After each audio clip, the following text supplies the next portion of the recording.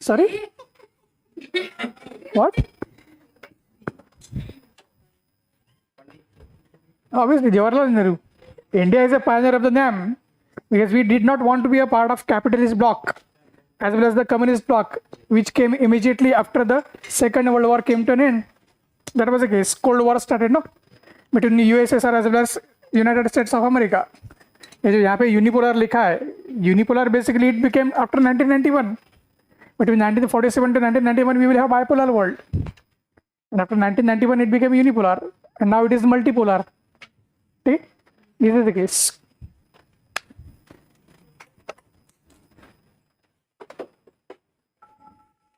Is over there, ma'am? So if all are here, we should have, we will have a standing, we can say condolences for 2 minutes for Pahalgam terror attack victims. All are here? Yeah, it is on. Is it showing there? Okay. Yeah, please stand. कृपया खड़े हो जाइए. So just for 2 minutes we will have a standing ovation.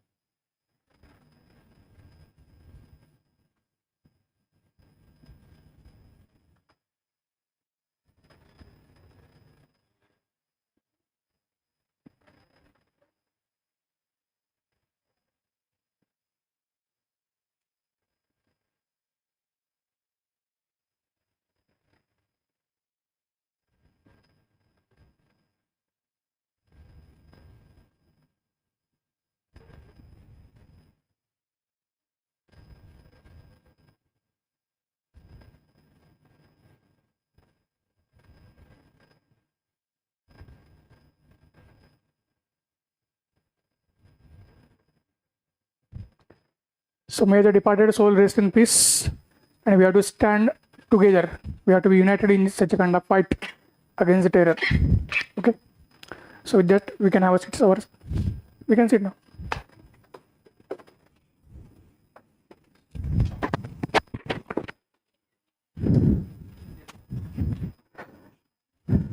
So yesterday, I guess we are completed about political aspects of Chola Empire.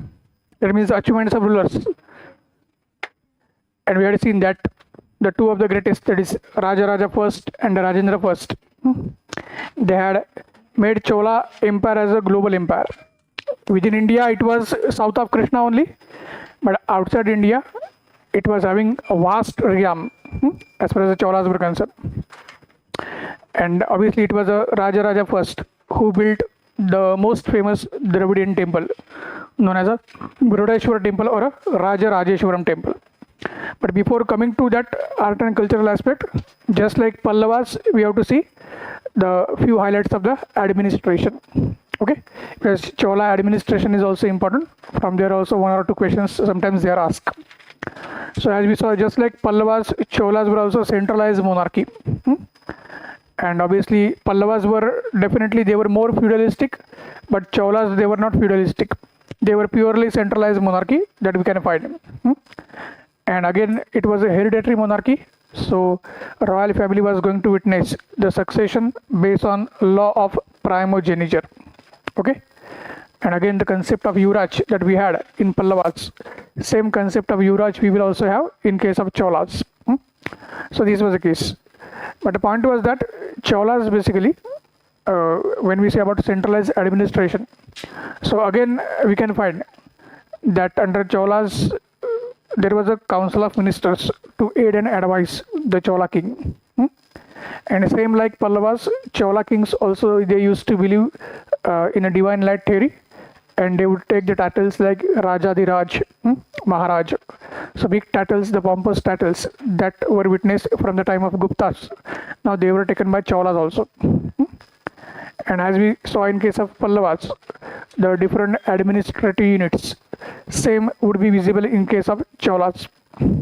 So Chola country would be divided into provinces, and the provinces would be known as a mandalam. So mandalam, the country as a whole will be called Chola mandalam.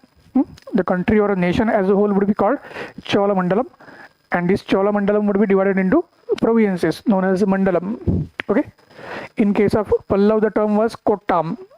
As far as the Pallav provinces were concerned, they were called as Kottam. Here they are called mandalam. And now for the mandalam, that is province, the governor would be known as Mandaleshwar. So that Mandaleshwar would be normally Yuvraj, the Chola prince who would be assigned the duty, same like Pallavas. Then in case of district, Cholas, they will have a district known as Valanadu. Under Pallavas, Nadu was a district, but under Cholas, district would be called Valanadu. Okay. And then that Valanadu will have the district magistrate or a district collector known as Periyanathar. Okay. These are the terms that we have to focus upon. I will just go for the terms. Then now under Cholas, sub-district would be called Nadu. Under Pallavas, district was called Nadu. Now under Cholas, sub-district is called as a Nadu. And so-called Tehsil, sub-district means Tehsil level, we can say unit. So today's Tehsildar would be known as Nattar. So district collector was called Periyanathar. And now Tehsil level जो official है आपका, he would be known as a Nattar. Okay? And again same like Pallavas, at a village level we will have Sabha, that is Grama Sabha. And definitely as we saw that this Uttaramerur inscription that gives the evidence of best democracy before the advent of a modern democracy anywhere in the world. So definitely this Chola village democracy as a village assembly, we will find it was completely democratic, and there used to be 30 members, just like Pallavas. Again we will have 30 member village assembly known as Sabha. From one ward, one member was elected. So the village was divided into 30 wards. From each ward the member would be elected. Okay? But the point is that even though it's a democracy, still it's not like a universal democracy. Everyone did not have the access to the public office. So everyone could not contest elections. So Cholas, there would be definitely like a patriarchy. So because of that, only males could contest and only males could vote. So there was no universal voting right also, and universally no one can contest the public office. That means the Sabha. So only males would be contesting and only the males would be voting. Okay? So that aspect basically is visible with respect to Chola democracy. So females were excluded from the political process. And why? Because there were certain qualifications associated with contesting the election or voting. So the one who wants to contest the election, that means the male member, first of all he should be between 30 to 70 years of age. Below 30 you are not allowed, just like Rajya Sabha of today. You should be 30. For Lok Sabha you can be 25, but for Rajya Sabha you have to be minimum 30. So minimum age was 30, maximum age was 70. Okay? But point was that why the woman would not be able to contest, property qualifications were there. Only those who had their own property, certain land, or we can say property in the form of house or any other property, immovable property, only those who had, they would be able to contest. And as we saw from later Vedic period and especially from after Gupta period, property rights, they went completely in favor of men. Females had lost the property rights except that Stridhan concept, as we saw. So there was no question the females would be in a position to contest. Same would be the case for voting purpose also. Okay? That for voting also you should have certain property. But property is not only qualification. You should have the knowledge of Vedas. Okay? That is also an essential qualification. And again, females were not allowed to learn the Vedas. Females of any caste, they were excluded from the learning of Vedas. Simple. Along with Shudras. So because of that, there was no question females would be in a position to contest the elections, nor they would be able to vote. So despite the fact Chola village democracy may be like a best democratic model before the modern democracy, still it had its own limitation because it was gender bias. That point also we have to focus upon. And in this so-called Chola village assembly, that is Sabha, so more or less, if you go through these qualifications, maximum qualifications, they would be in favor of Brahmins. So even the others would also be, we can say, excluded. Other males, they would also get, yeah please, they would also get excluded with respect to the so-called qualifications, because if, the normally who is having the knowledge of Vedas? Brahmins. So because of that, more or less, Brahmins used to dominate Sabha. So 30 members, maximum members were like Brahmins. And then they would be functioning as a part of, we can say, village democracy. Okay, so this was the kind of a picture that we get to see in case of Chola village overall administration, including the village administration. Then again, same as we saw yesterday, the concept of Taniyur. What was Taniyur under Pallavas also? The question asked by UPSC in 2016. Taniyur concept applied to Cholas also.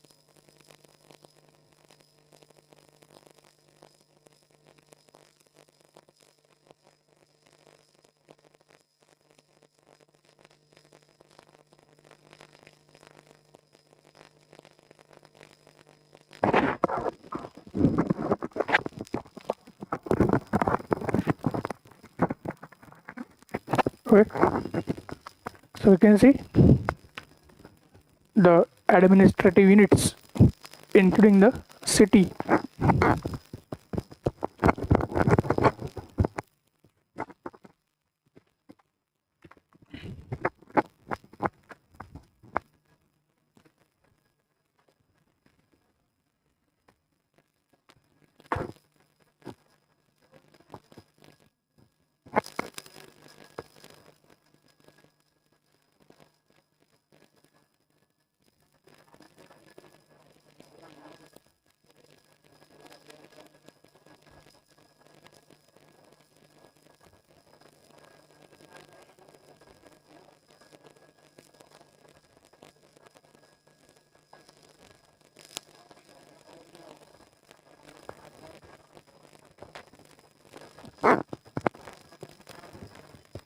So member of a Sabha would be known as Sabhasad. So there would be 30 Sabhasad in Sabha. And a city and town would be called Nagar or a Nagaram. And mayor would be called Nagartar.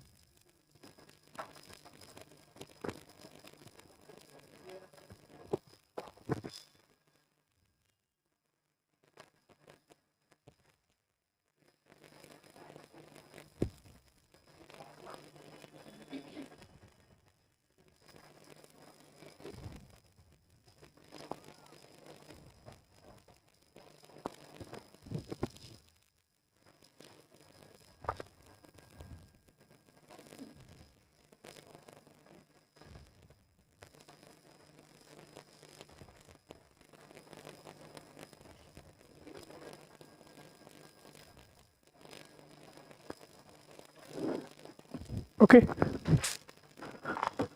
so you can see that country is known as Cholamandam and the king would be known as Raja Rajeshwar or Rajadiraj.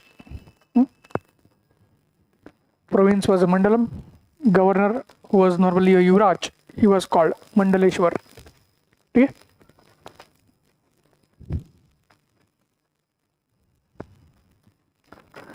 Then district was known as Valnadu and district magistrate or district collector was called Peria Nattar. Sub district or a tehsil level was known as Nadu and head would be Nattar. Village was known as Gramo and it was run by or controlled by Grama Sabha and each member would be called Sabhasad. City or town was called Nagar, Nagaram, and it would be headed by Nagarattar, okay, mayor. Okay.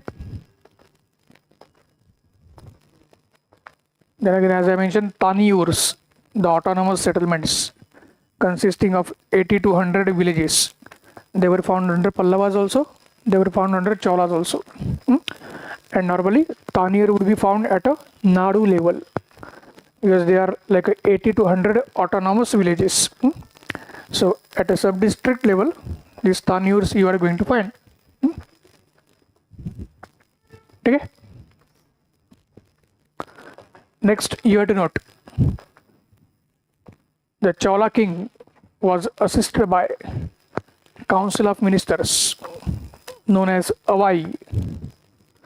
Chola king was assisted by the council of ministers known as Avai. AVAI.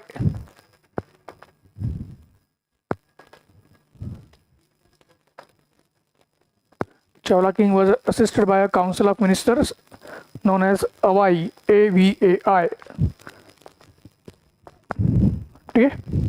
Which had 5 members, or which had 5 ministers.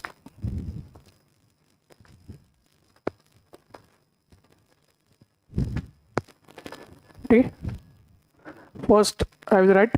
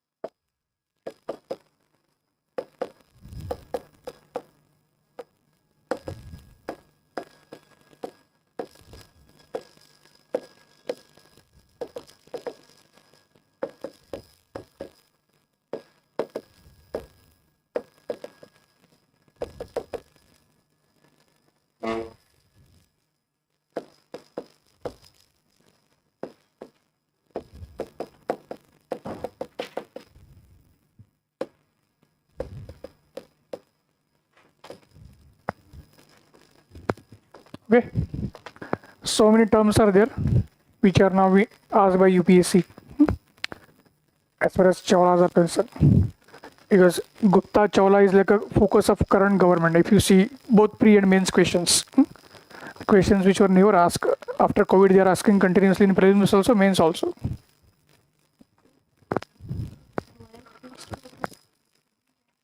Sorry, royal priest. Anthanar.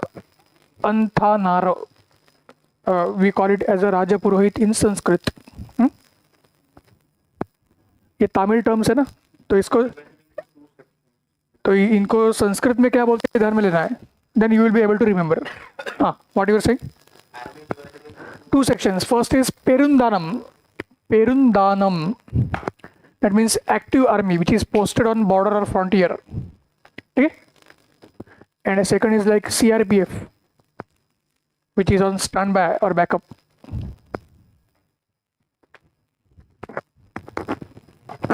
Paramilitary kind of.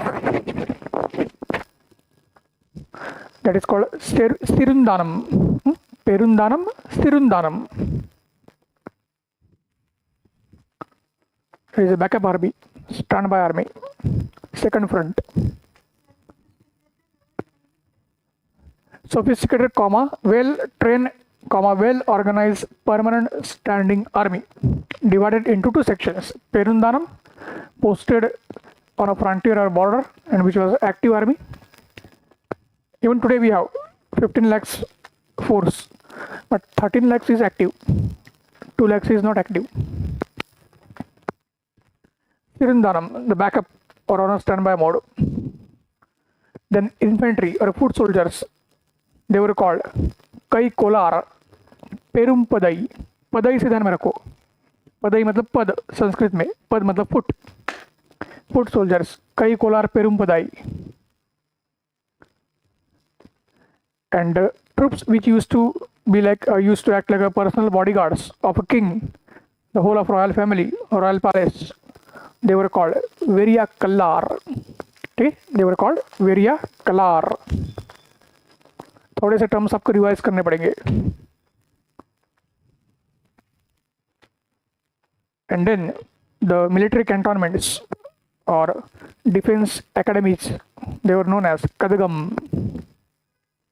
Okay, जहाँ पे army का training चलता था.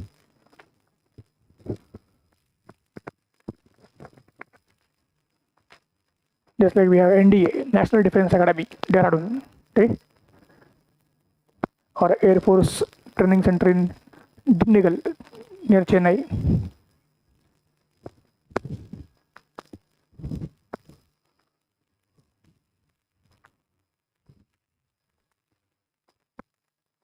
Okay.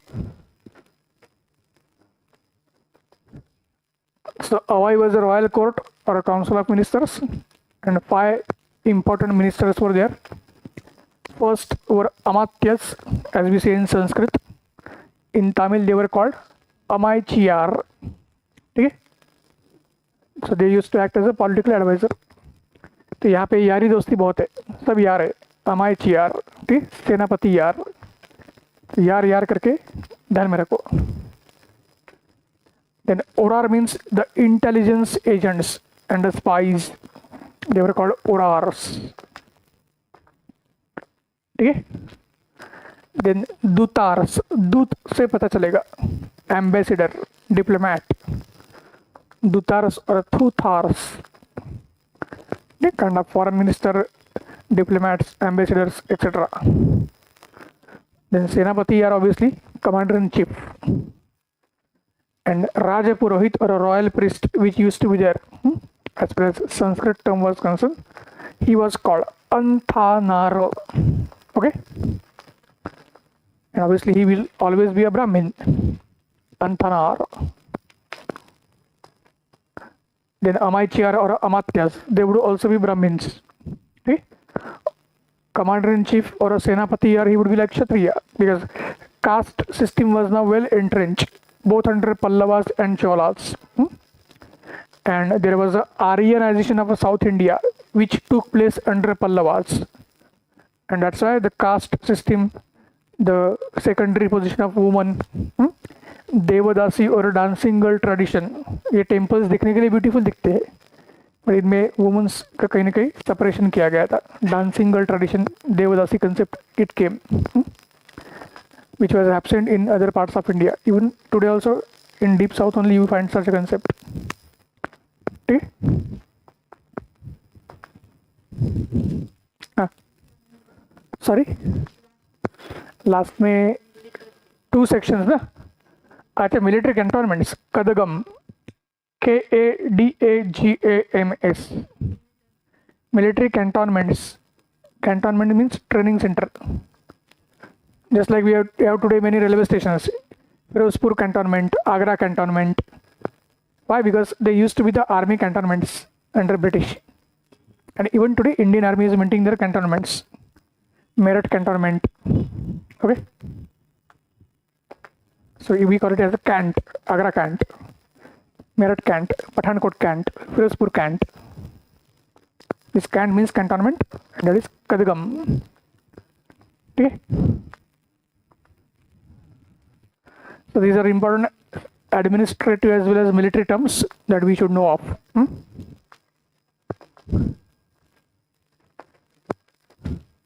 Then you should write 2 terms for taxes.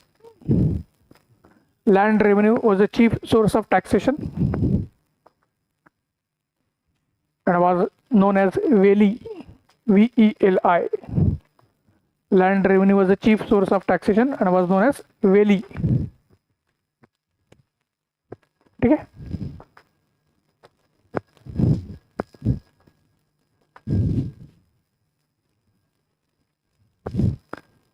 Next, since village sabha or since Gram Sabha used to provide irrigation.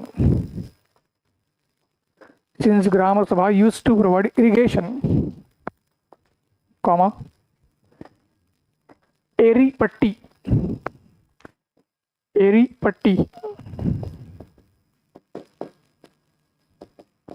was a irrigation or a water tax.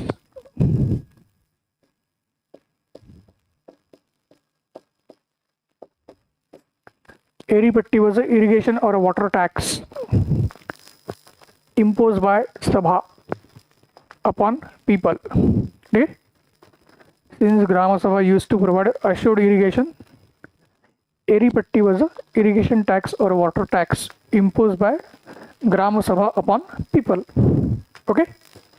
Again, what is Eri Patti has been asked by UPSC in 2016. तानीर and एरी पट्टी दोनों 2016 में पूछे थे questions.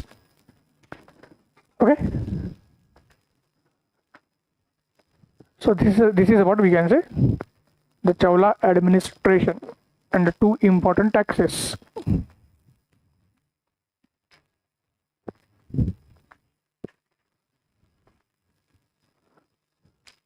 Now we have to come towards the Dravidian temples, the start of which was witnessed under Pallavas, as we saw yesterday in case of Shore temple of Mahabalipuram as well as Kailashnath temple of Kanchipuram. But we will see the Dravidian temple and its architecture would reach the climax under Cholas, because Cholas were not only having a larger territorial area, but they were more prosperous than the Pallavas. And definitely due to the best navy that Cholas had, they had reached even up to Southeast Asia.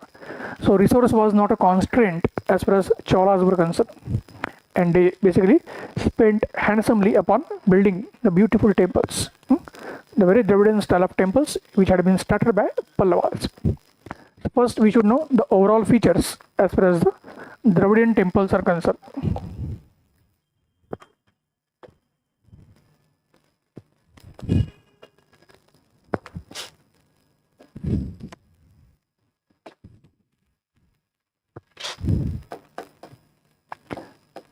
तीनों temple style के features मैं comparatively लिखता हूँ. नागर के भी हमने देखे, वेसर की भी देखे, मैं तीनों एक साथ टेबल में सेल्फ स्टडी के लिए अच्छा होगा.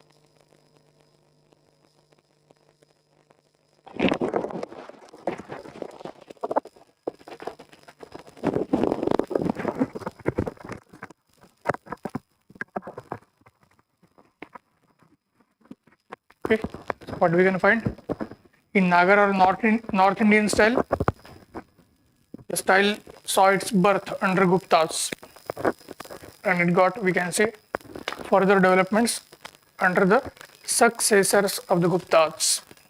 Okay, because from 4th century till, we can say, 12th century, Nagar style of temples will develop in different parts of the country.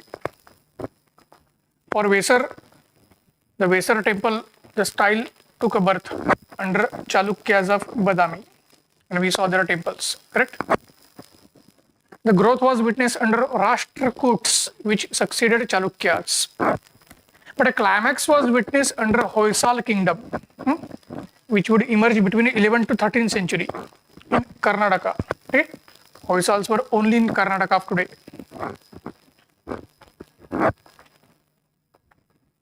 For Dravidian or a South Indian style of temples, birth was witnessed under Pallavas, as we saw yesterday. Correct? Birth was witnessed under Pallavas, as we saw yesterday. But a growth and climax would be witnessed under Cholas. Growth and climax would be witnessed under Cholas. And after Cholas, when Vijayanagaras would be there, that is Vijayanagar Empire, we will find the innovation and the integration of Dravidian or a South Indian style of temples with Vesar style of temple. Vesar itself is a Dravid plus Nagar. Still now, the Chola's Dravidian style would again integrate with Vesar style. And Vijayanagar will go for their unique style, their own style. Okay? Then, under Nagar, we don't find compound wall. So, temple is not a part of, we can say, temple complex. And there is no compound as such. Temple will be built on open ground or a surface.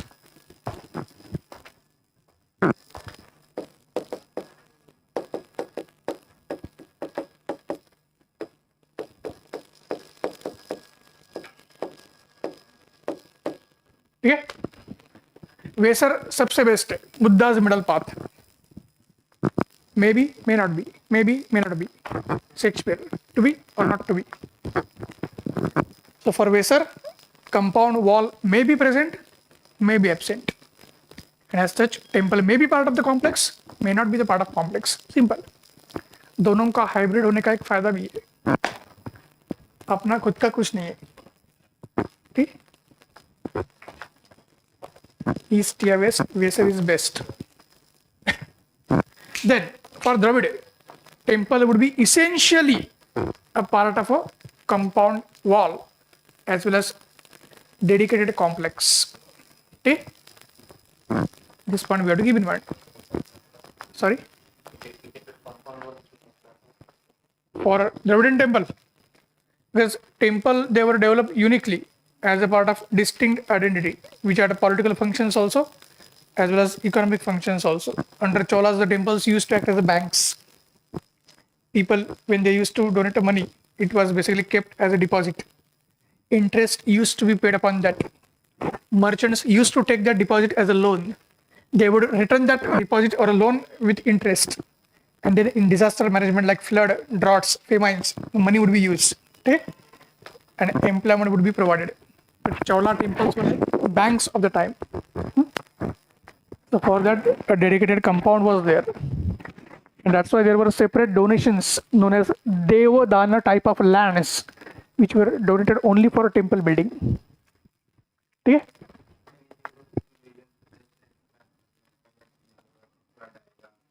That is what, na?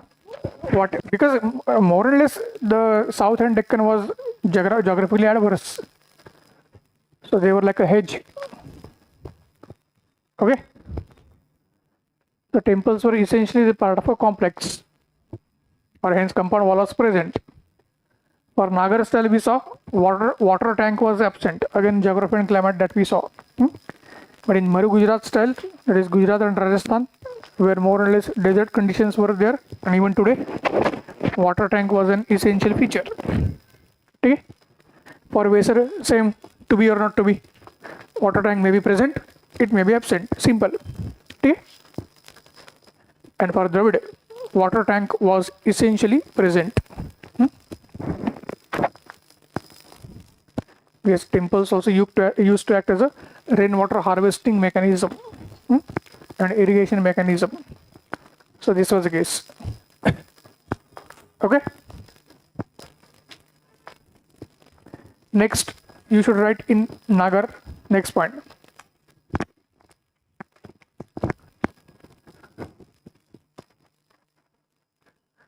Under Nagar style, Gopuram or sculptural gateway. Under Nagar style, Gopuram or a sculptural gateway.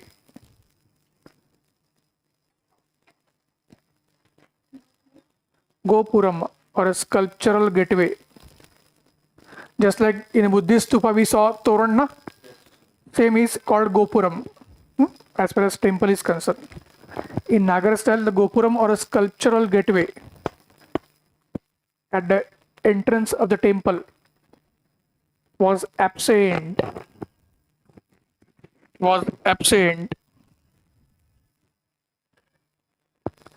Okay?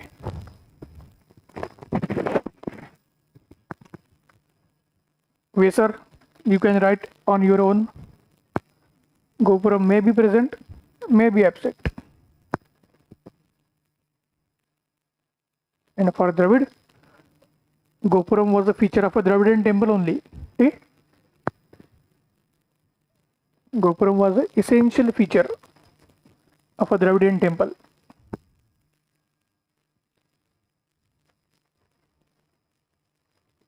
Okay?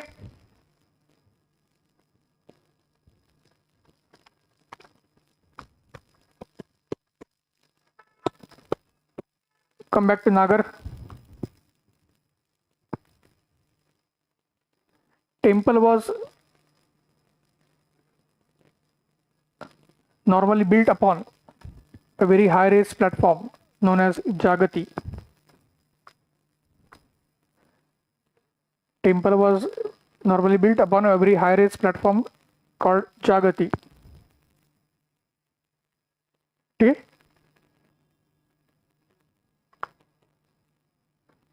This platform was known as Khakra in Kalinga style of architecture. As we have seen, Kalinga was a sub part of a Nagar style only. Okay. So whatever features they are applicable to Nagar style, same are applicable to Kalinga style. Only the name change. So the high raised platform was known as a Khakra as far as Kalinga style was concerned. Okay. Come to Vesar.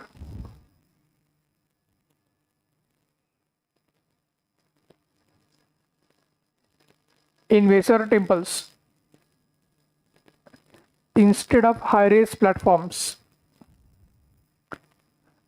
low rise plinth was used. In Vesar temple, instead of a high raised platform, low rise plinth was used.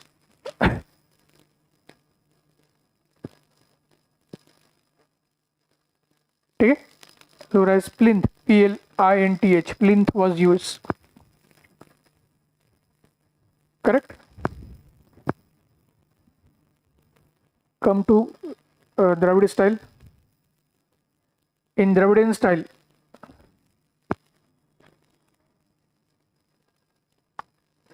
temple would be either built directly upon ground. In Dravidian style, the temple would be built directly upon the ground,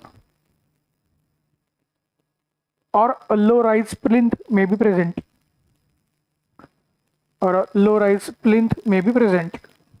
Okay?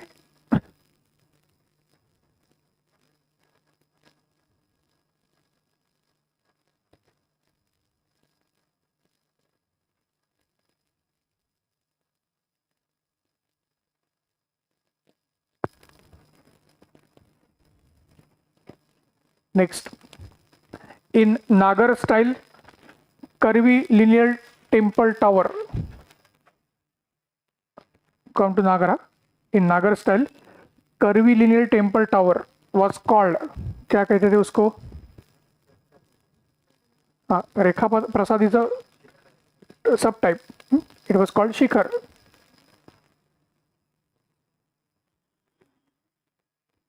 ठीक है. Temple tower was called Shikhar. But in a Kalinga style,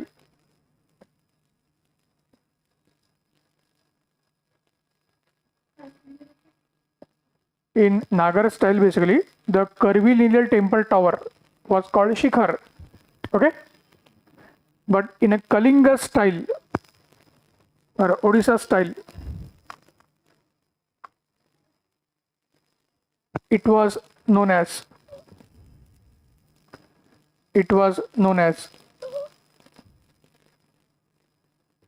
Rekha Pida. Rekha Pida.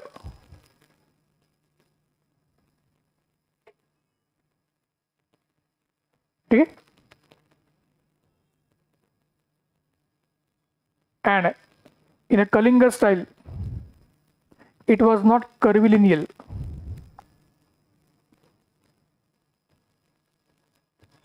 In Kalinga style, it was not curvilinear from base to top.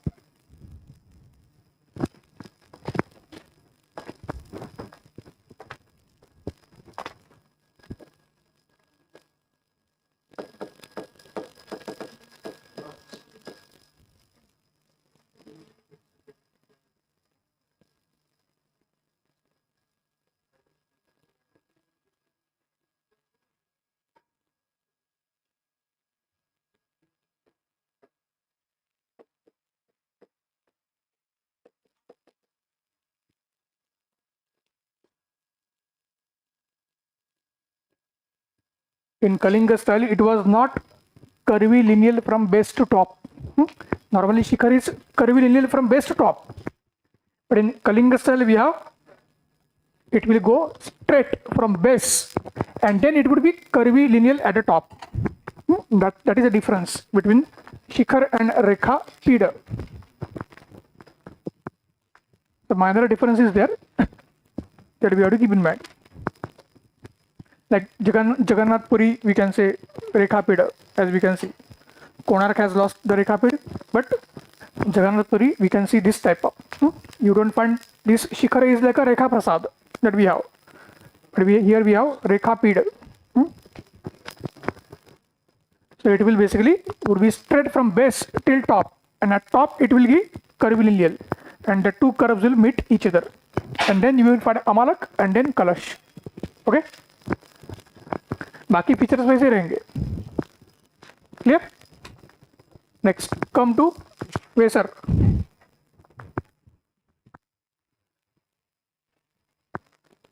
Vesar temple did not have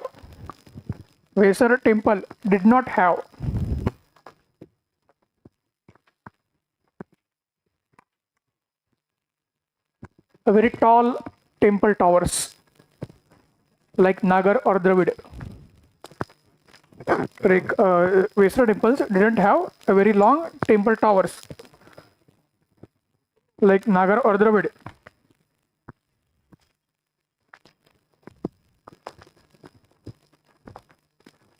Full stop. Same line. Rather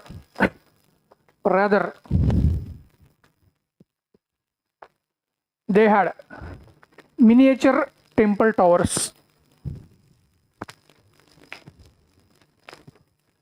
Rather, they had a miniature temple towers known as Karnata Dravida.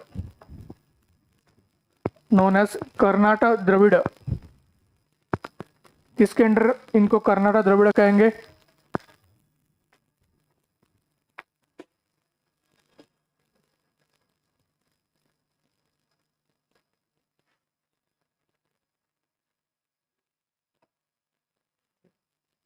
known as Karnataka Dravida under Chalukyas. ठीक है.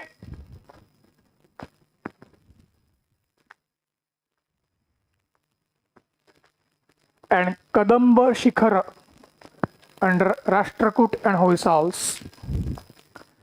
And Kadamba Shikhara under Rashtrakoot and Hoysals. ठीक है. Chalukyas of बदामी के under उनको temple tower को क्या कहेंगे? Karnataka Dravida. And under Rashtrakoot and Hoysal, these towers would be called Kadamba Shikhara. And obviously they will remain miniature only. ठीक है, 8-10 फीट के ही रहेंगे, ज़्यादा नहीं. नॉर्मली ये दिस शिखर और रेखा पीठ जो है it would be like 20 feets 30 feets. Same would be case for Dravidian temples also. But Vesara में आपके क्या है, टेम्पल टावर्स डॉर्फ रहेंगे, मिनिएचर रहेंगे. This point we have to keep in mind. And name would change. Chalukyas of Badami they would be called Karnataka Dravida. And under Rashtragut and Hoysal they would be called Kadamba Shikhara. ठीक है, come to the Dravid.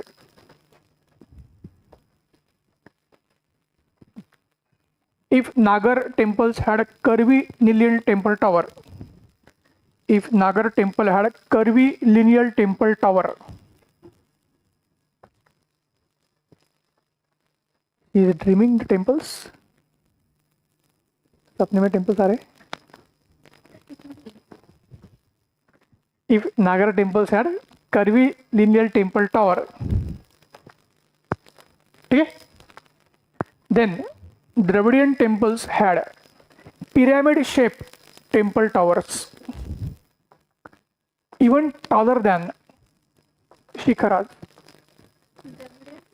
Dravidian temples had pyramid shaped temple towers even taller than shikharas.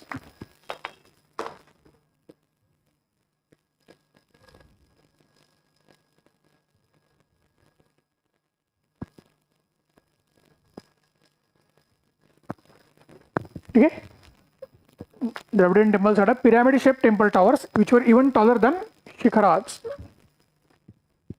Okay, and were exquisitely sculptured. नागर style का जो शिखर है sculpture इतना नहीं होता है. इवन आप कलिंग स्टाइल में भी पूरी का देखो स्कल्पचर ज़्यादा नहीं है शिखर के ऊपर, बट द्रविडियन टेम्पल के ऊपर स्कल्पचर ही स्कल्पचर रहेगा आपका. दे वुड बी एक्सक्विजिटली, यानी जरूरत से ज़्यादा exquisitely sculptured, showing the stories from Ramayana, Mahabharata, Puranas etcetera etcetera. ठीक है, this is the case. Okay, gopuram we have written ना point. Next, in Nagara temple shikhara was built. In Nagara temple shikhara was built either above garbhagriha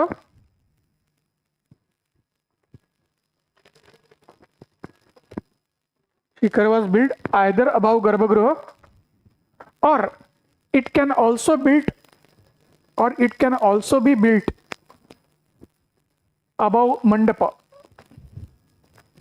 or it can also be built above mandapa. ठीक है, मतलब कैसे कि भाई यहाँ शिखर है तो गर्भगृह पे ऊपर भी बना सकते हैं, और rather this is garbhagriha, this is mandapa, यह है शिखर हियर ऑल्सो. ठीक, in Nagara style the shikhara can be built directly above garbhagriha और it can be built in front of garbhagriha above mandapa. Okay, come to Vesar. Come to Vesar.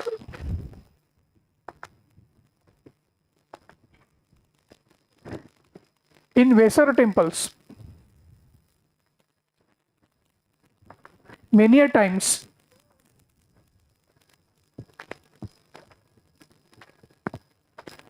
Karnataka Dravida or a Kadamba Shikhara. In Vesar temples, many a times Karnataka Dravida or a Kadamba Shikhara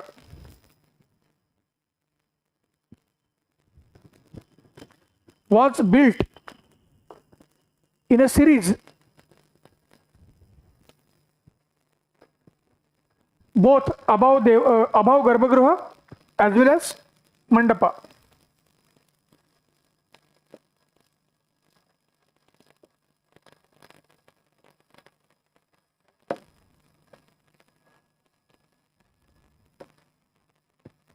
ठीक है, both above Garbhagriha as well as Mandapa.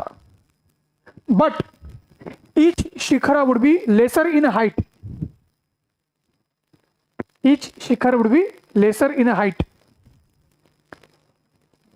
than its predecessor. ठीक है, हर एक जो शिखर build किया जाएगा कर्नाटक द्रविड़ या कदम्ब, पहला जो है उसकी हाइट 10 फीट है, दूसरे की 8 फीट, तीसरे की 6 feet, like that.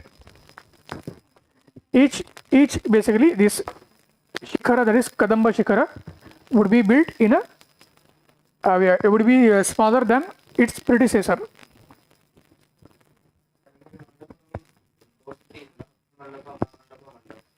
Depends. Now Vesara temples were not big, so you don't find, we can say, Mahamandap. You find Mahamandap in Nagar temple, or like now we will see this Brodeshwar temple, the best Dravidian temple of world, built by Raja first. It has a Mahamandap. Depending on temple size, it will depend. Normally you will have mandap or Ardha mandap. Vesara temples were always small.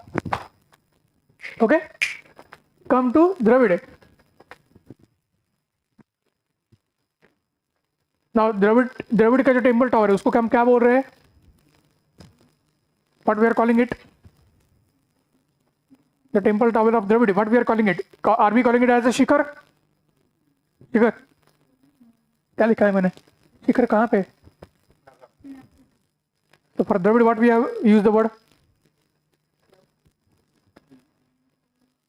Dravid का tower curvilinear है. कौन सा shape है? Pyramid shape. तो what we are calling it? लिखा नहीं लिखा क्या? विमान लिखा है ना टर्म, या नहीं लिखा था? विमान. तो पहले आगे में लिखे जहां पे वो होगा, the Dravidian temple tower in pyramid shape, it is called vimana. Okay, पहले वाला जो पॉइंट है अगर लिखा नहीं होगा, we should write that. Dravidian temples, they had a pyramid shaped temple tower known as Viman. Okay, so what point we have to write here? That Viman of a Dravidian temple was mostly built directly above Garbhagriha. ठीक है, was mostly directly built above Garbhagriha.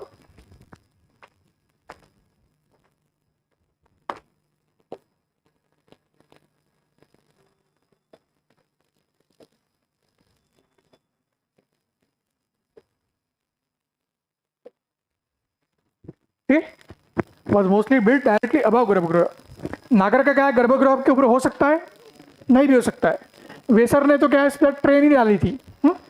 एक उनका शिखर गर्भगृह के ऊपर, एक मंडप के ऊपर, एक अर्ध मंडप के ऊपर, और हर एक की हाइट कम होती जाएगी.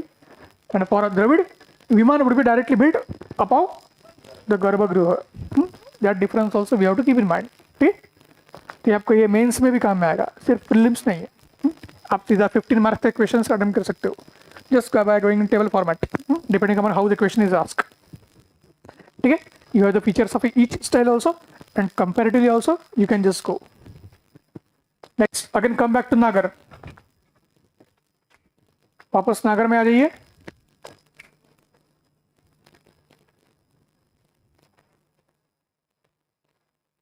हाँ, in Nagar the deity cell was called Garbhagriha or Devalaya. In Nagar style, the deity cell was called as a Garbhagriha or a Devalaya. ठीक है, but in a Kalinga style, it was called, क्या बोलते हैं? But in Kalinga style, it was called, as I mentioned, Kalinga style में ज़्यादा change नहीं है, नाम बस चेंज है. What it was called? Deul, DEUAL, DEUL भी लिख सकते हो, देउल.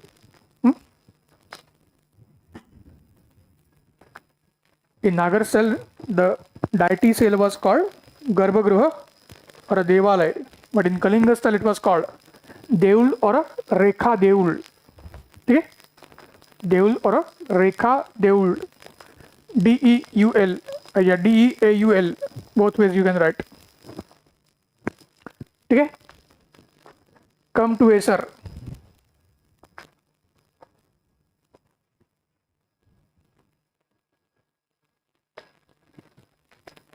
The deity cell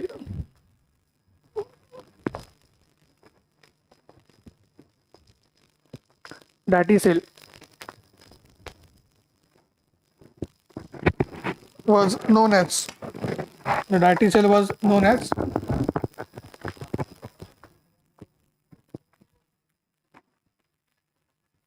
Devalay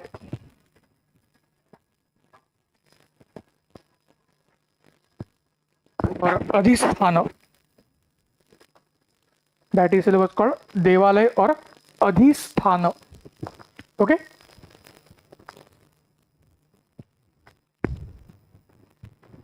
Come to Dravid. Deity cell was mostly known as a Garbhagruha only. Devalay as a term was used rarely. Deity cell was known as a Garbhagruha only. Okay? Devalay as a term was used rarely. Clear?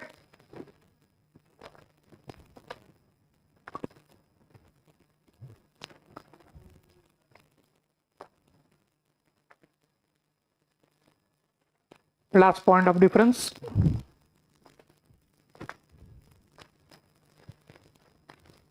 In Nagar style,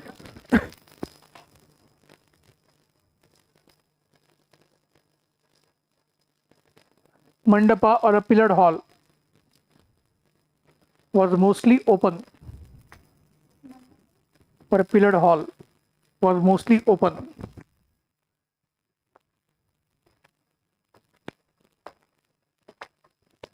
And in Kalinga style, क्या बोलेंगे इसको? And in Kalinga style, this mandapa was called Jagmohan. Okay? In a Kalinga style, this mandapa was called Jagmohan. Okay?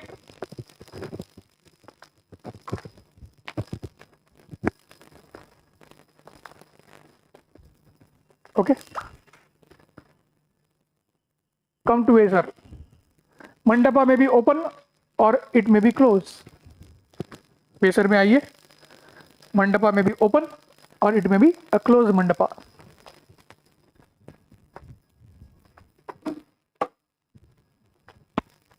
Come to Dravid. Mandapa was mostly closed. Rarely open mandapa you will find. Mandapa was mostly closed. Rarely you would find an open mandapa. Simple चीज है, ध्यान में रखेंगे ये. Mostly जो नागर में है वो द्रविड़ में नहीं है, वेसर बीच का है भी नहीं भी. Simple.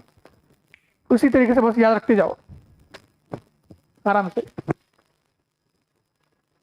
Okay, so these are known as differences with respect to the three temple building styles.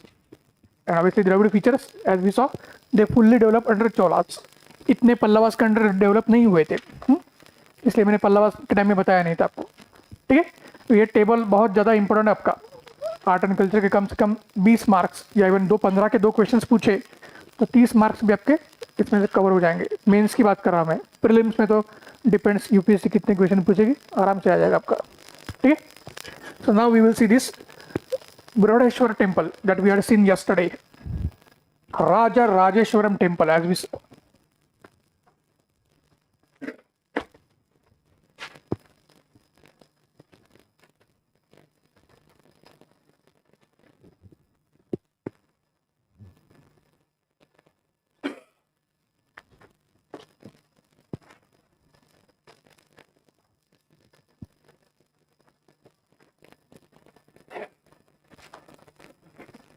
Okay, so Brodeshwar temple, as we saw yesterday, temple tower, which is Viman, tallest in the world, 216 feet, as I mentioned.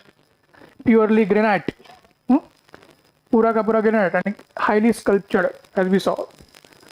नागर का शिखर sculptured रहता नहीं इतना.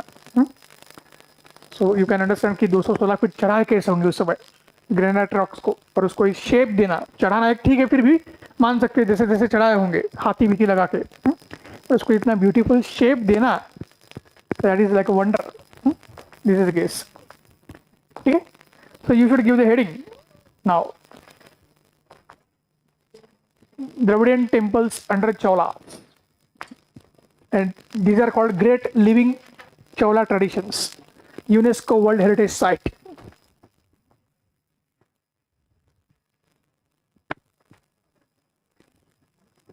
Okay, so we should give the heading Chola Temple Building Architecture. Chola Temple Building Architecture.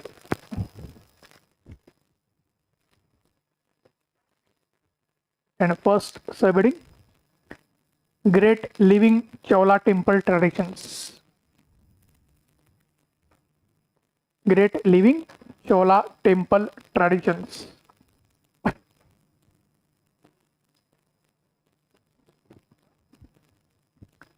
First, Brihadeshwar Temple.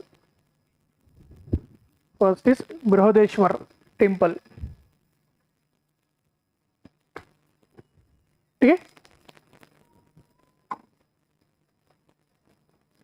First point of Brihadeshwar Temple, known as Rajeshwaram Temple.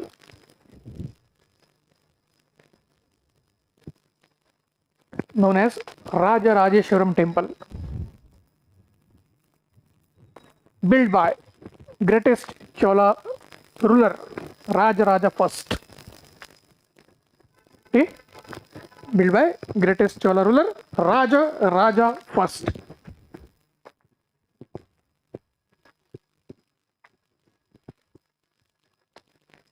Okay, next, best Dravidian temple of India as well as the world.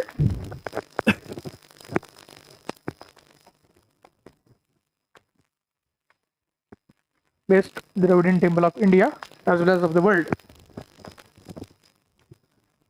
and to be built fully in granite.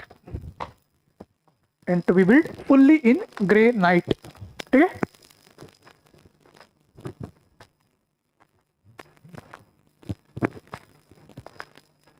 Next, has one of the tallest viman or temple tower of the world.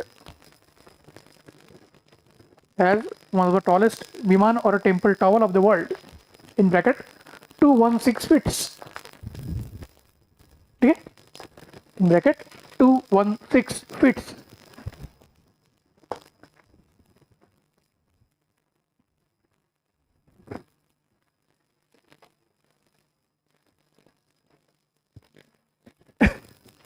Next, received UNESCO World Heritage status in 1987.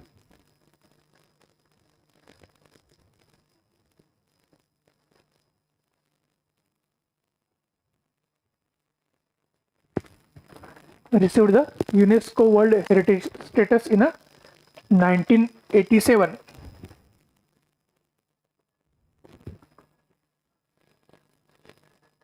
And despite being a colossus temple,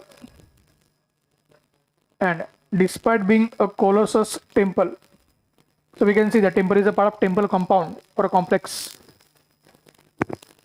Okay, despite being a colossus temple,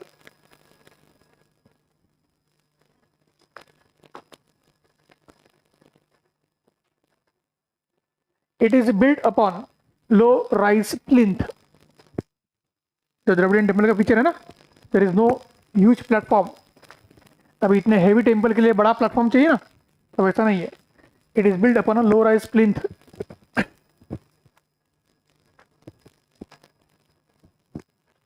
ठीक है. Next, it has अर्ध mandapa.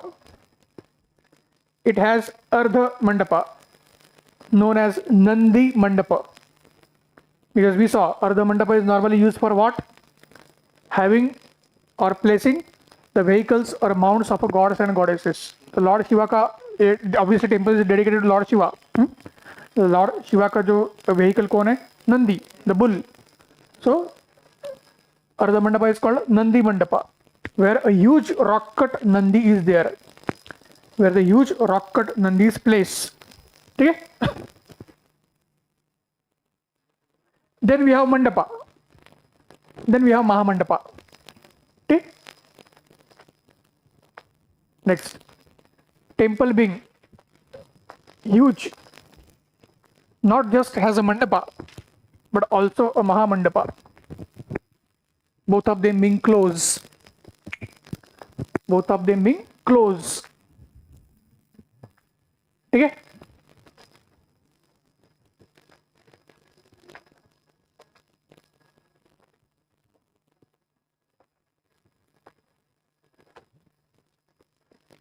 Next, both the inner as well as outer walls of the temples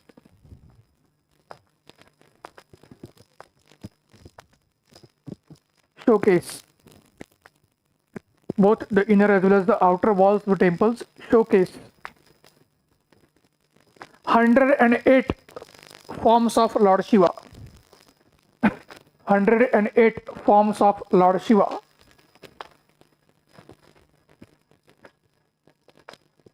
Okay?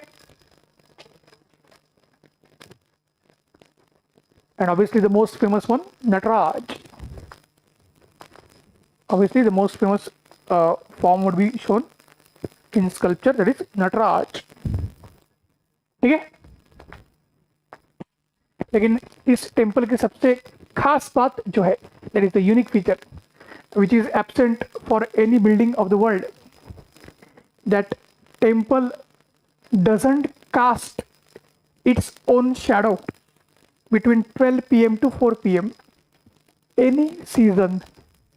इतना 216 feet का tower है, shadow तो आएगी ना. चलो बाकी मंडप अर्ध मंडप छोड़ दीजिए, उसकी टावर शैडो आएगी नहीं आएगी. टेम्पल टावर उसकी जो हाइट है, शैडो आनी चाहिए ना.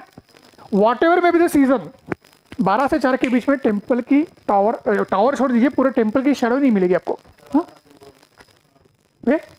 You will not be finding between 12 to 4 when the sun is directly, we can say, overhead, and then when it will be tilting towards, we can say, sunset. You don't find a shadow in any of the season.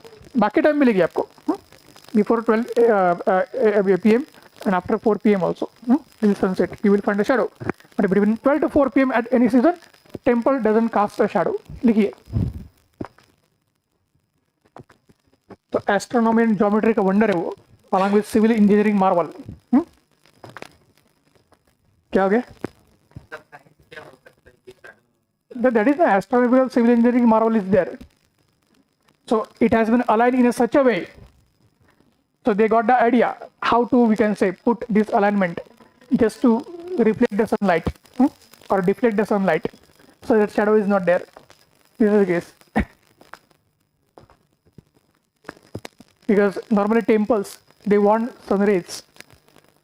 If you see any Hindu temple, it tries to have a temple in such a way, the first ray of sun, it would always be upon the deity idol. So shadow is always avoided as a negative feature or as a negative energy with respect to spirituality. So that was the reason. Okay? Okay.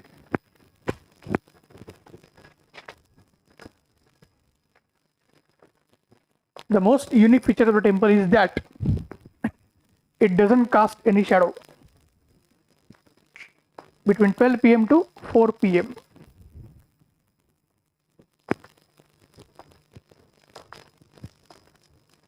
Okay?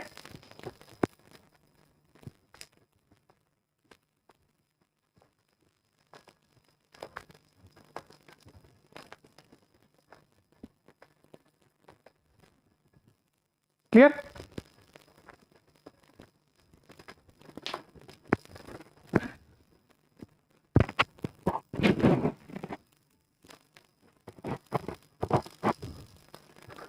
Next heading, Rajeshwaram temple.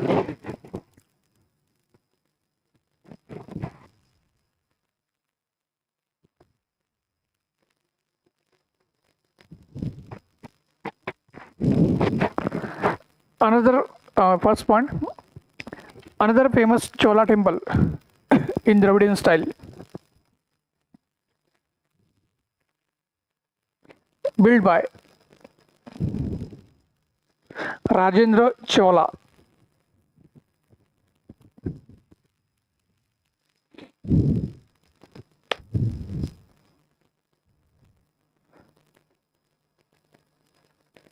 At his new city. कौन सी city थी?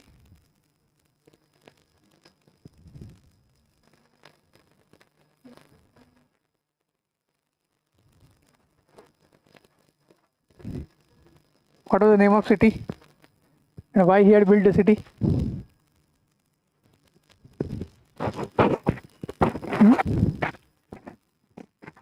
कुछ तो किया था,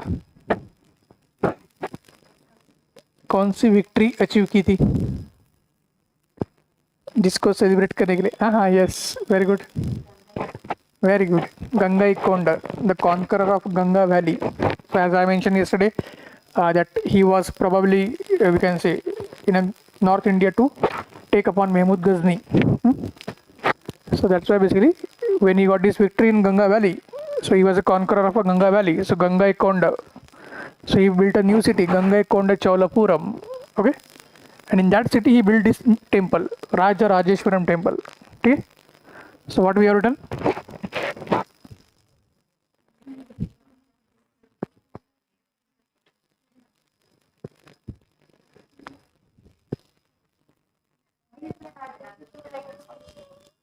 Sorry, in his new city, Gangaikonda Chola.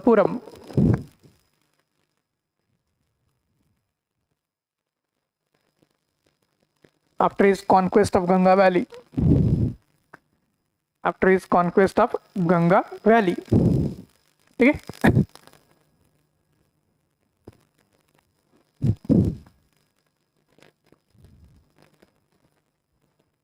Next.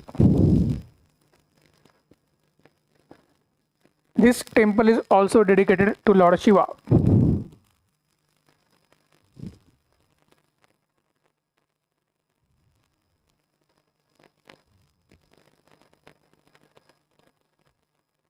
But specifically showcases Tirumurti form of Lord Shiva. This temple is also dedicated to Lord Shiva, but specifically showcases Tirumurti form of Lord Shiva. Okay?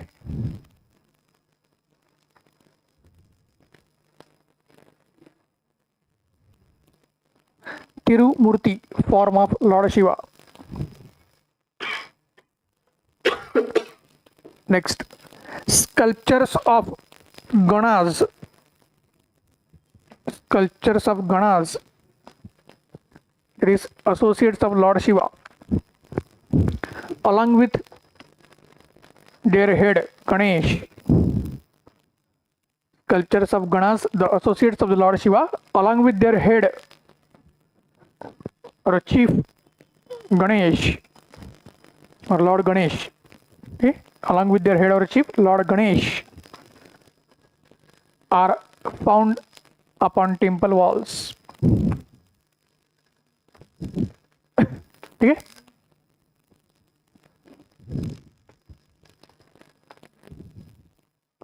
Clear?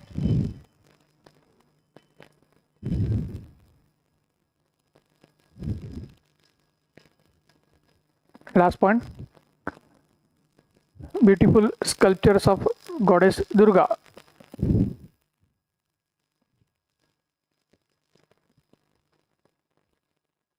Along with Dwarapala figures.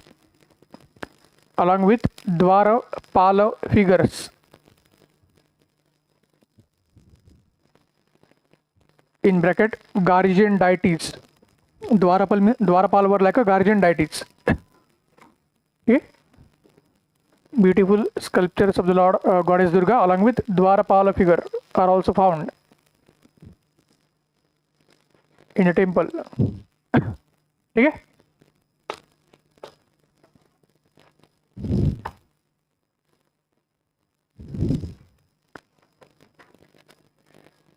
third temple, Airavateshwar temple. Airavateshwar temple.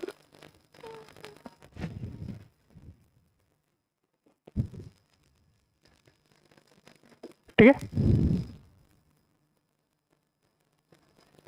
First point, it is dedicated to both Lord Shiva as well as Goddess Durga.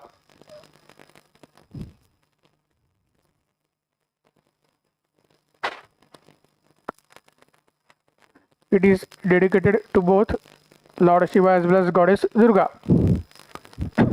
ठीक है. But is most famous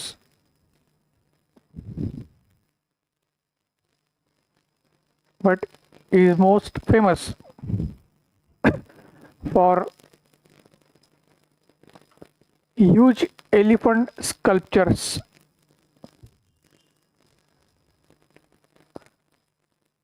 Is most famous for huge elephant sculptures.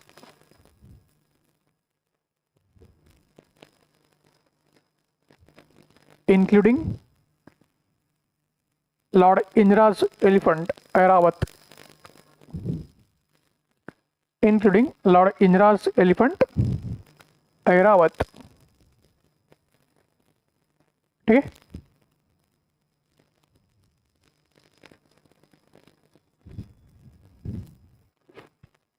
Next,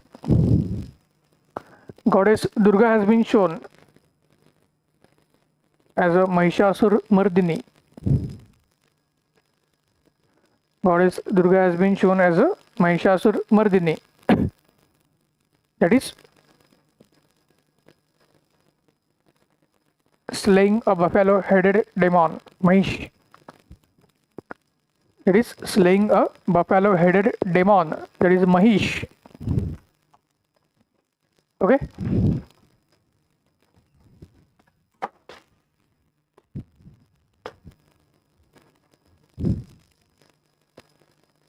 Last point, this temple is also the part of great living Chola temples.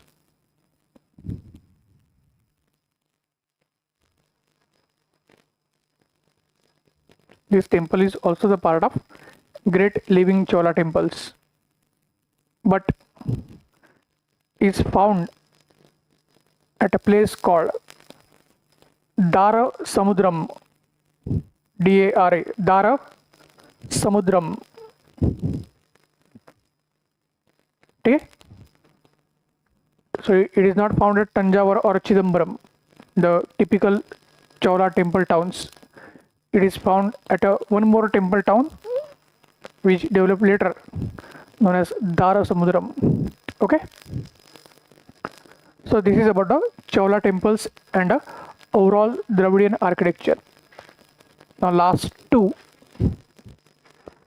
give the subheading Chola bronze sculptural art.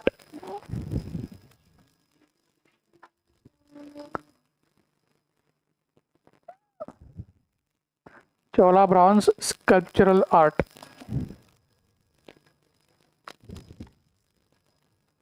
Okay.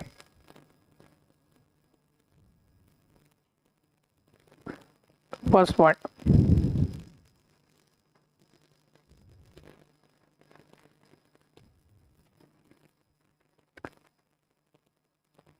it was a continuation of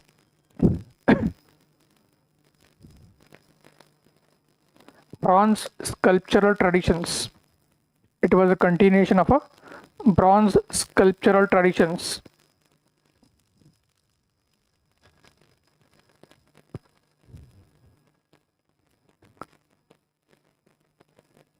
Practice in India right since Indus Valley civilization. It was a part of and a continuation of a bronze sculptural traditions practice in India right since Indus Valley civilization. ठीक है, IVC में थी ना dancing girl, वैसे ही है Chola bronze.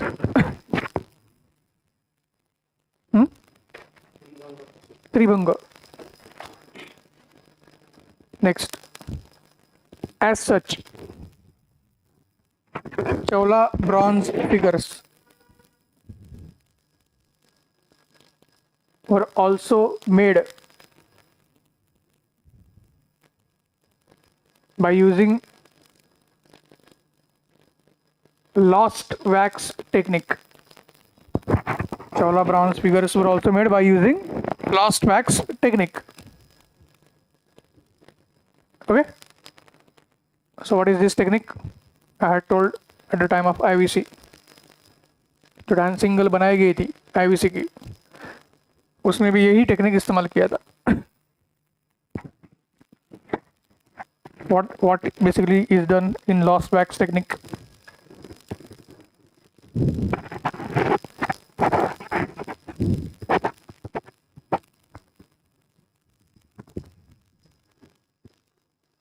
Lost wax. Two keywords are there, clues are there.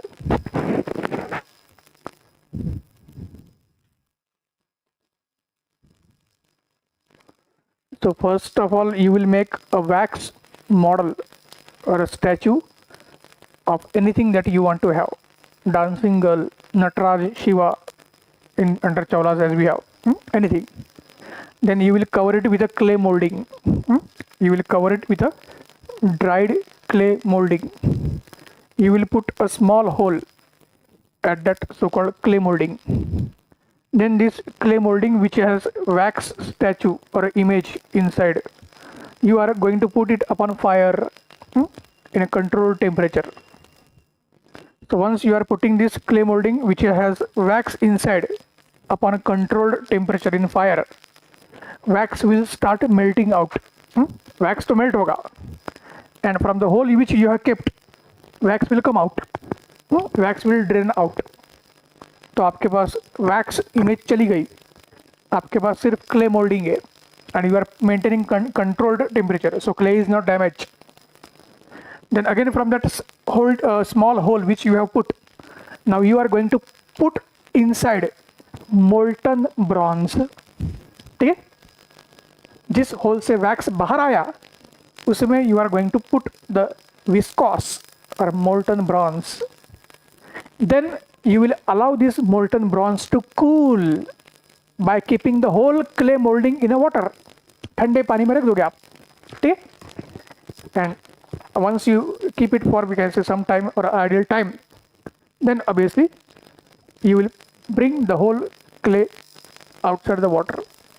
अभी जिस क्ले मोल्डिंग को आप बाहर निकालोगे, जिसके अंदर वो मोल्टन ब्रॉन्ज है, पानी में रखा है आपने, so obviously now it is a mud, कीचड़ हो गया. Again you will dry it up under sun, and once it dries up properly, clay will start breaking, and from inside beautiful dance bronzing girl or so called Chola Nataraj figure would be out. This is called lost wax technique, or cast bronze as we say. Okay? So IVC also used to go for same technique. Chola bronze figures, the most famous, the world famous Nataraj, that is also made of the same type. Okay? So what we wrote?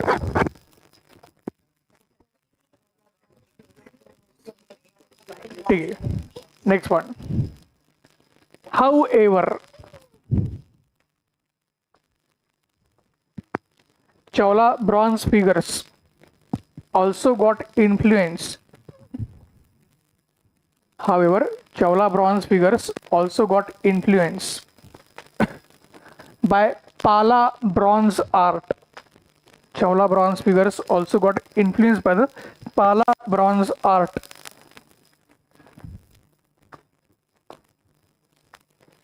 Okay? When Rajendra Chola defeated Pala ruler Mahipal, कल लिखा था ना हमने, when Rajendra Chola defeated Pala ruler Mahipal, ठीक है, तो Bengal was not conquered. Mahipal was ruling in Odisha, Bengal, Assam, as well as Bihar. Okay? That was a Pala empire, including Nepal, Tibet. The whole area was called Pala empire. The Bengal was not conquered, but cultural exchange was witnessed. So Pala bronze art was already there. So Cholas basically took some of the features of Pala bronze art also. So Chola bronze art is also influenced by Pala bronze art, not just by Indus Valley. Okay? That point we have to keep in mind. Okay? And last point, the best Chola bronze figure is a Nataraja bronze.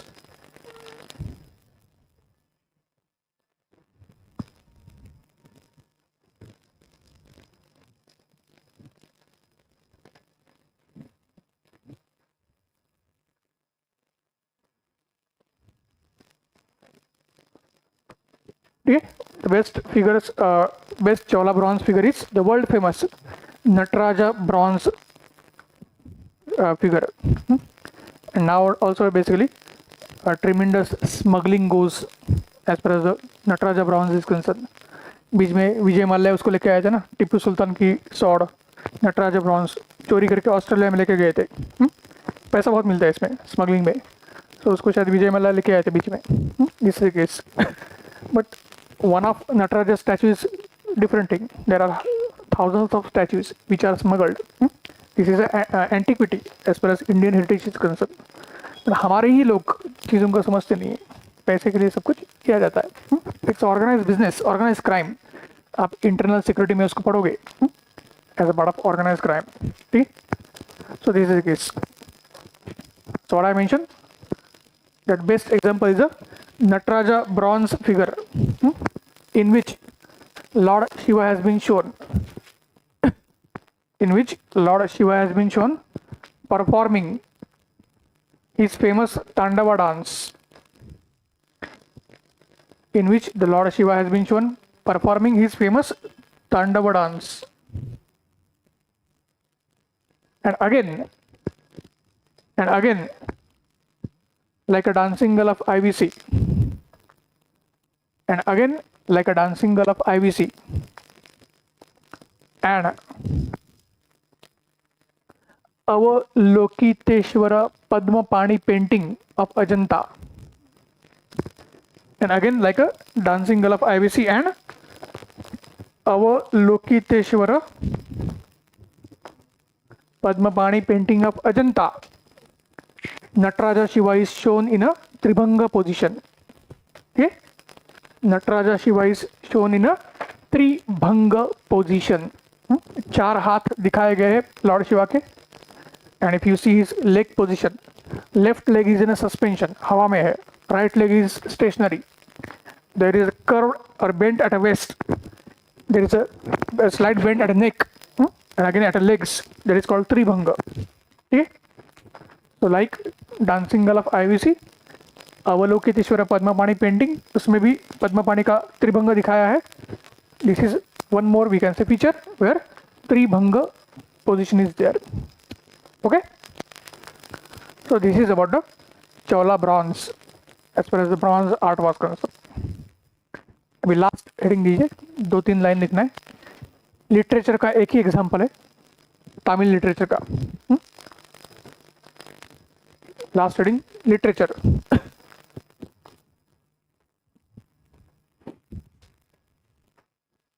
First point, just like Pallavas,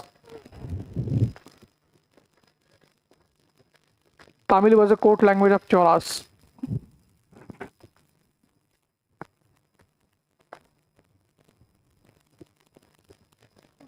Just like Pallavas, Tamil was a court language of Cholas. Okay? And most famous specimen of Tamil literature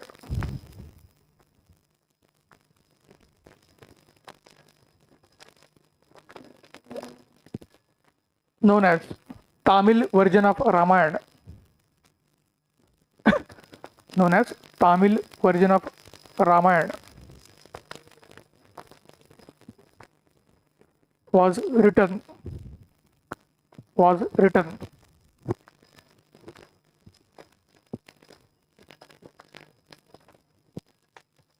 ठीक है.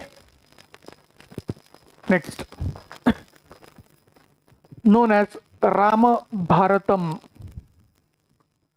Known as Rama Bharatam.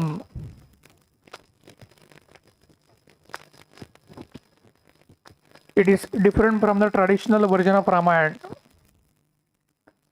written by Valmiki. Known as Rama Bharatam. It is different from the traditional version of Ramayana written by sage Valmiki.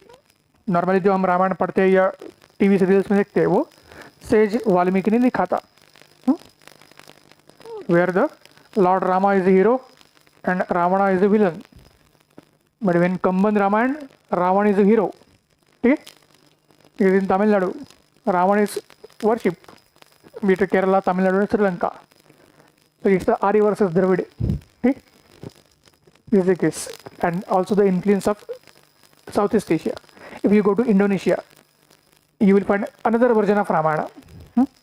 There are thousands of versions of Ramayana, not a single Ramayana.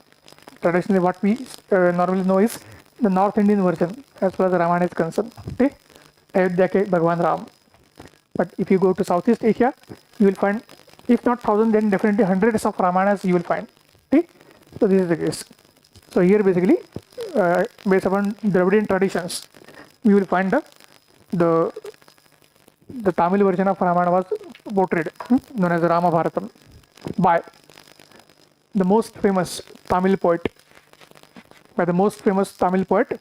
Kamban, Kamban, Kamban. ठीक है.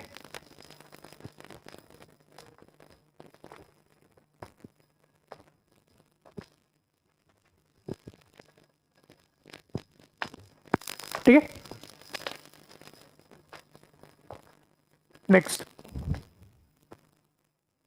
Like Pallavas, Bhakti movement continued to flourish. अरे वो लिखना भूल गए. ठीक है, चलो बाद में लिखते. Like Pallavas, Bhakti movement continued to flourish under Cholas.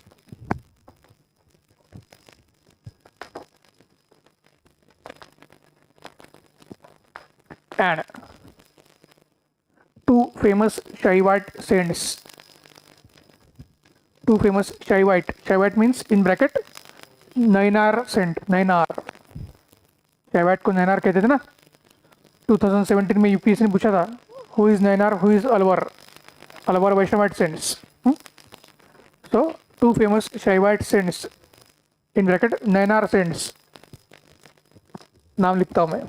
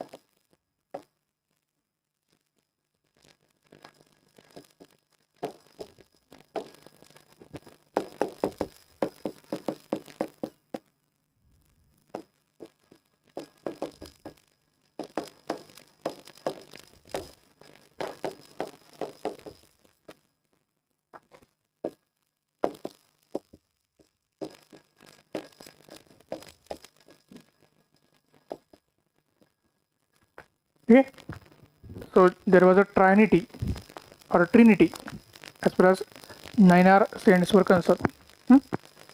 So this Sambandar and Sundarar, okay, they flourished during Chola times.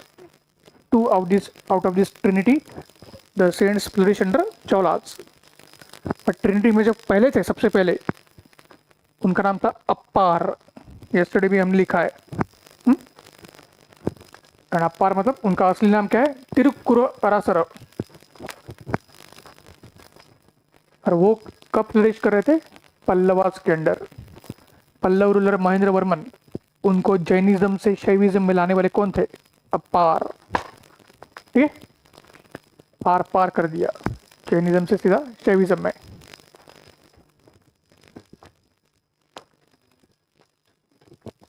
हाँ? तेज की पावर ही वैसी होती है ना, स्वीट स्वीट टंग, मीठी छुरी कुछ भी कर सकती है आपके रिलीजियस बिलीफ से लेके, ठीक, सारे बिलीफ्स चेंज कर सकती है।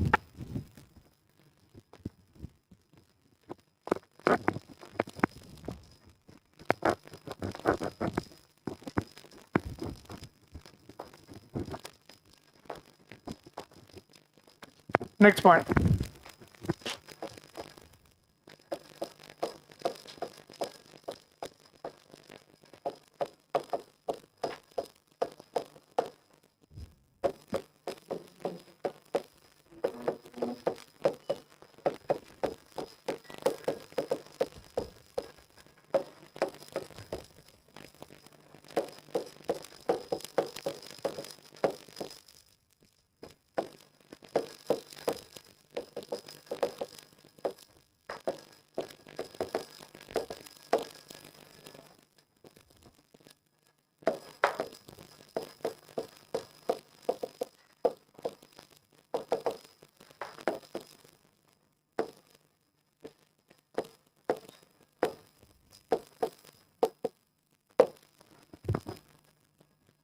so this Nayanar saint, their famous literature is known as Thevaram, also called Devaram. ठीक है, ये 2017 में यूपीएससी ने क्वेश्चन पूछा है, व्हाट इज थेवारम या Devaram? These are devotional songs composed by Nayanar or Shaivite Bhakti saints in the language of masses, that is Tamil. Just like Jainism, Buddhism, Bhakti saints use the language of masses. Okay? Even though Bhakti movement is a part of Hinduism, Bhakti saints did not use Sanskrit. They use the language of masses. Okay? So the songs which are devotional songs composed and written in a Tamil language by Shaivite saints, okay, that is Nayanar saint, they are called Thevaram or Devaram, and they were composed under whom? Cholas. Okay. Next, Alvar or Vaishnavite saints.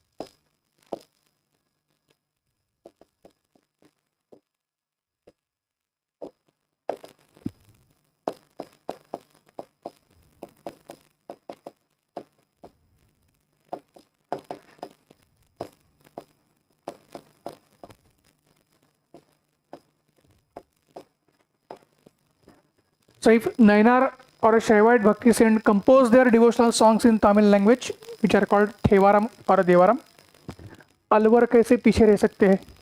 Competition तो होना चाहिए ना. So Alvars also composed and wrote their own devotional songs in the Tamil language again. Alvars also use the language of masses. Okay? And these so-called compositions of the Alvars in Tamil language, they are called, थोड़ा सा difficult नाम लग सकता है आपको, लेकिन बाद में याद रहेगा, नल रिय दिव्य प्रबंधम. क्या हो गया? बीच के दो नाम किसी के है?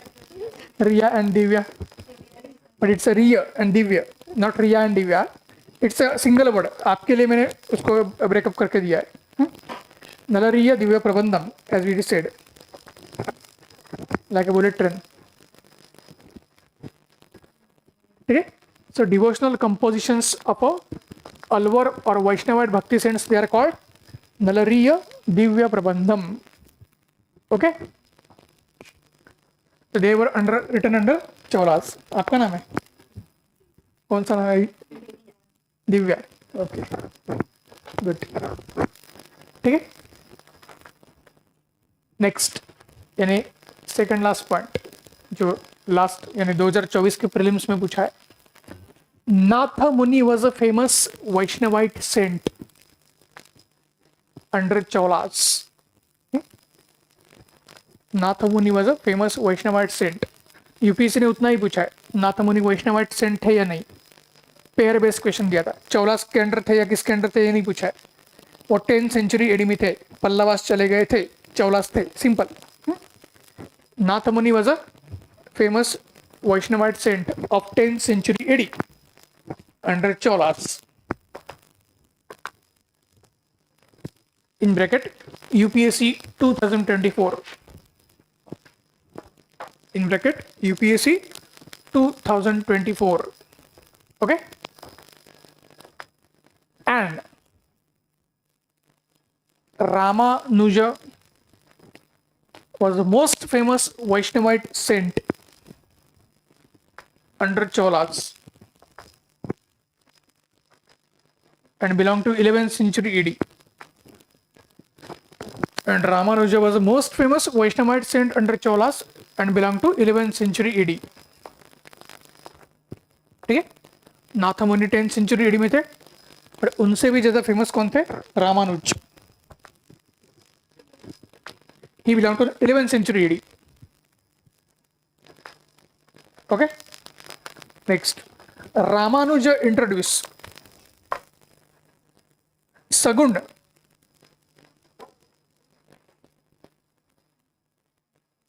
Ramanuja introduced Sagund form of Bhakti movement.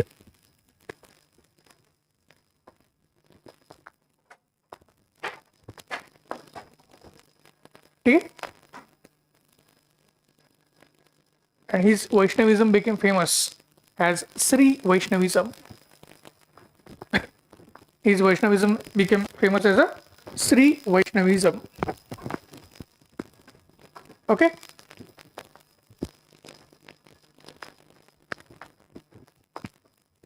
So here basically Chola period comes to an end. ठीक है, पर जो पॉइंट मिस हो गया था जो आपको लिखना था, वो जो कंबन लिखा ना, कंबन उसी में लिखिए, अलग से पॉइंट मत लिखिए। कंबन जो है कुलोत्तंग नाम के चोला रूलर थे, उनके अंडर कोर्ट पोएट थे। कंबन जहाँ पे लिखा है ना वहाँ पे लिखिए कंबन इन ब्रैकेट ही was a court poet under Chola king Kulottunga.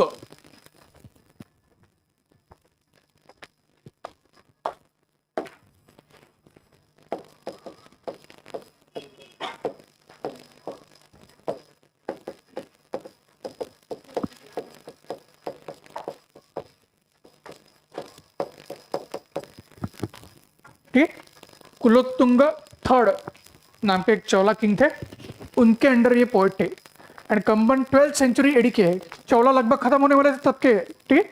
कंबन belongs to 12th century AD, जब चौलास खत्म होने वाले थे।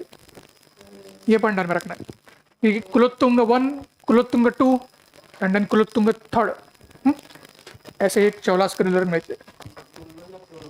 तुंग कुल प्लस उत्तुंग, जो अपने कुल यानी फैमिली का ग्लोरी को उत्तुंग करता है, एक नए हाइट्स पे लेके जाता है, उसको कुलोत्तुंग कहते हैं।